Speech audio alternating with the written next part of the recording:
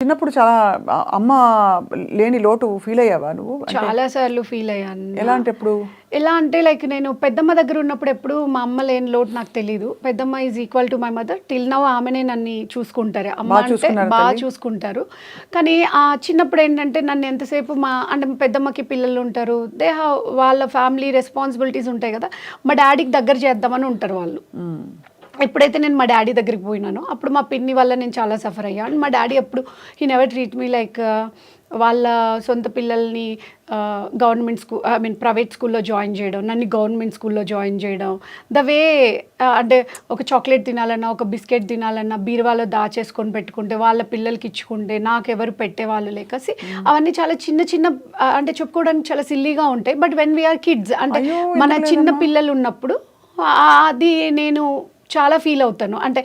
అంటే ఎవరైనా ఫీల్ అవుతారు. బట్ ఇప్పుడు తలుచుకుంటే ఇప్పుడు నేను ఎవరినైనా చూసేటప్పుడు నా ఇంట్లో ఎవరు వచ్చినా సరే వాళ్ళు ఎంత లేని వాళ్ళైనా ఎంత ఉన్న వాళ్ళైనా నేను ఫేస్ చేసిన సిచ్యువేషన్స్ అట్లాంటిది వాళ్ళకి కనపడద్దు. మనం అందరినీ ఒకలాగే ట్రీట్ చేయాలి. అవును, నా ఇంట్లో ఎవరు వచ్చినా నా కూతురు లానే నేను చూసుకుంటా ఉన్నన్ని రోజులు. దాని తర్వాత వేరే విషయం. బట్ డాడీ అంటే మళ్ళీ పెళ్లి చేసుకోవడం వల్లే నిన్ను పంపించేశారా పెద్దమ్మ దగ్గరికి? లేదు, చిన్నప్పుడు పెద్దమ్మ పెద్దనాన్నే పెంచుకున్నారు. అంటే మా అమ్మ చనిపోగానే పెద్దనాన్నకి మెడికల్ షాప్ ఉండేది. మా పెద్దనాన్న వాళ్ళు మండలంలో ఉండేవాళ్ళు. సో ఇంకా అంటే ఏమన్నా హెల్త్ ఇష్యూస్ వచ్చినా వాళ్ళు మెడికల్ షాప్ ఉంది, బస్ సర్వీస్ ఈజీ ఉంటుంది కదా అని చెప్పి అందరు కలిసి మా పెద్దమ్మకి అప్పచెప్పారు నన్ను.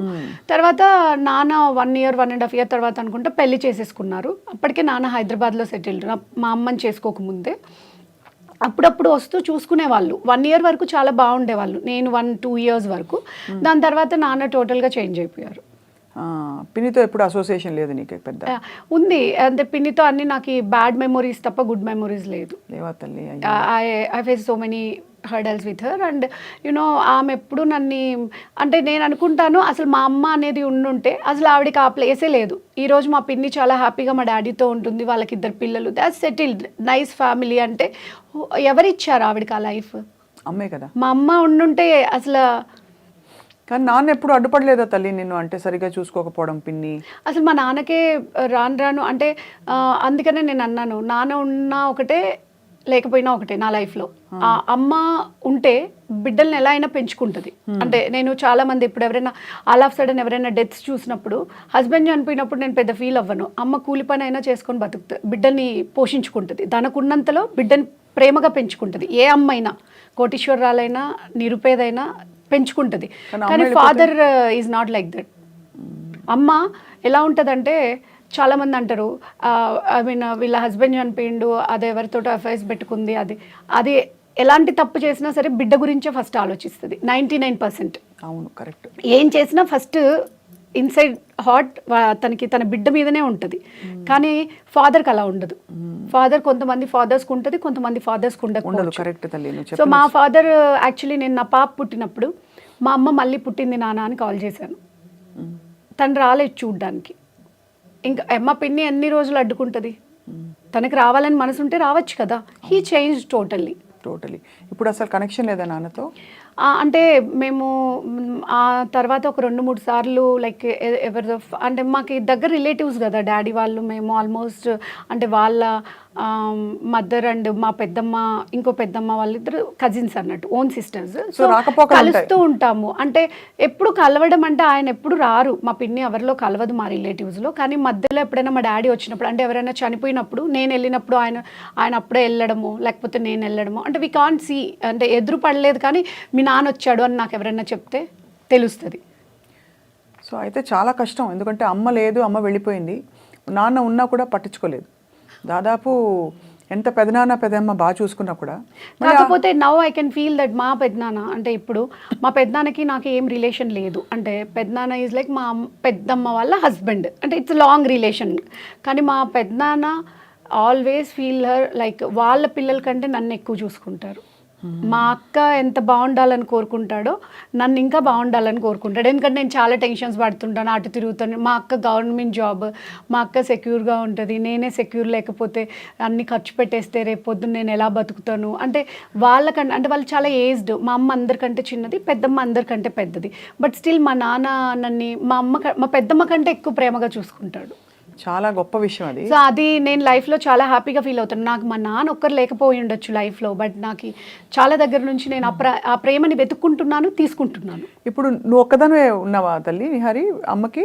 నేను పుట్టిన వెంటనే అమ్మకి ఫిట్స్ వచ్చి బాలింతలో వస్తాయి కదా, అట్లా డెలివరీ టైంలో చనిపోయారు.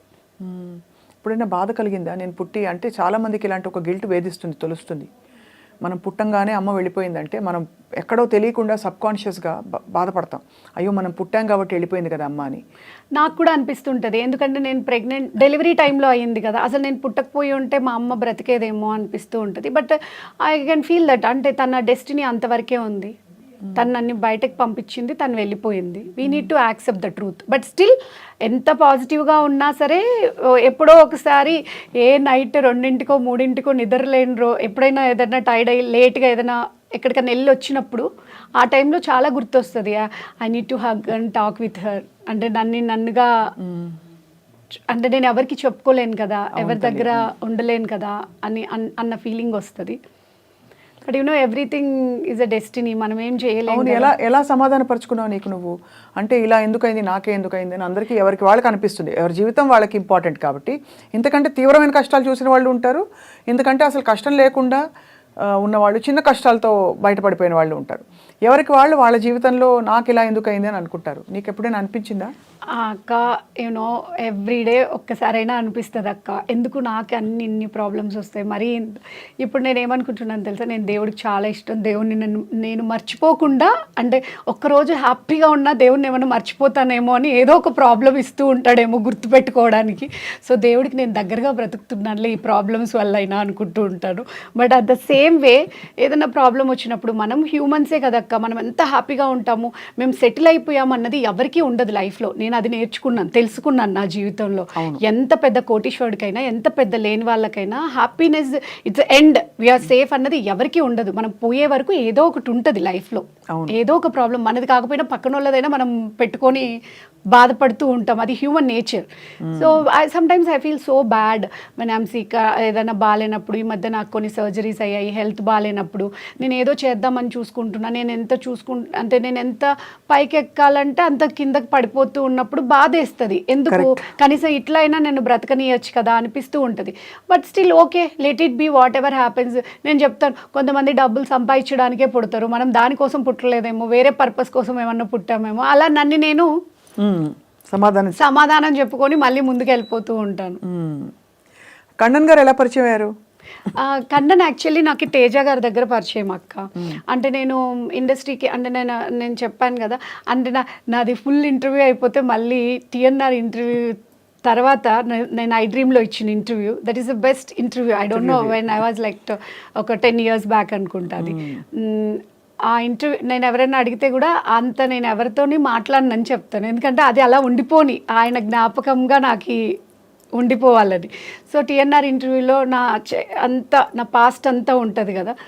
అంటే నేను హైదరాబాద్ వచ్చిన తర్వాత నేను యాంకర్గా ట్రై చేశాను, రియల్ ఎస్టేట్ జాబ్ చేశాను, వర్క్ చేశాను, అండ్ ఆర్టిస్ట్గా ట్రై చేస్తున్నప్పుడు చూస్తే చిన్న పిల్లలా ఉన్నావు. అసలు ఏమన్నా అర్థమవుతుందా ఎవరికైనా చూస్తే? ఇన్ని ఉద్యోగాలు ట్రై చేసి ఇంత జీవితం ఉందా ఈ అమ్మాయికి అనిపిస్తుంది. కానీ కరెక్ట్, అవన్నీ జరిగాయి. అది నీ మనసు వల్ల, నీ చిన్నపిల్లతనం వాళ్ళ మొహంలో కనిపించిపోతూ ఉంటుంది.